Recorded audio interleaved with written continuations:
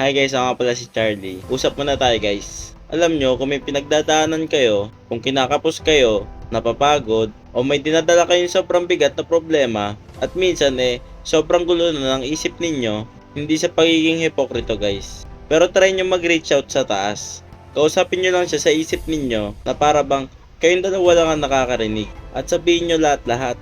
Kung ano ang mga pinagdadaanan mong problema, ano kinaka-stress ng isip ninyo. Then tanungin mo siya kung ano ba ang dapat gawin. Magpatulong ka sa kanya kung paano mo ba ito masusolusyonan. At humingi ka rin ng guide kung paano mo ba ito malalagpasan. Hindi naman kailangan na perpekto ang mga salita na sinasabi mo sa kanya. At hindi mo kailangan magpalakas at magpanggap na okay ka. Minsan, ang kailangan lang din natin gawin ay aminin na napapagod din tayo.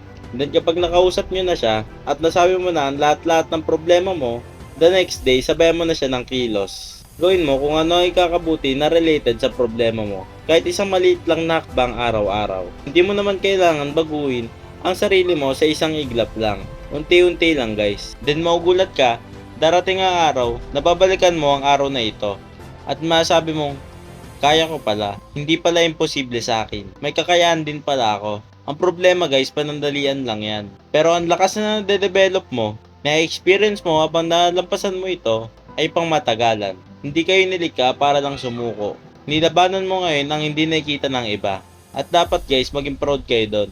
At syempre guys, kapag dumating kayo sa point na ganon, huwag mo siyang kakalimutan. Kung ano man ang naging solusyon mo sa problema mo, dapat magpasalamat ka. Matuwa ka, maging grateful ka. Dahil ang taong marunong magpasalamat, mas lalong pinapalakas at mas lalong pinagpapala. Kaya laban lang sa buhay guys. Kaya natin yan. Yun lang guys.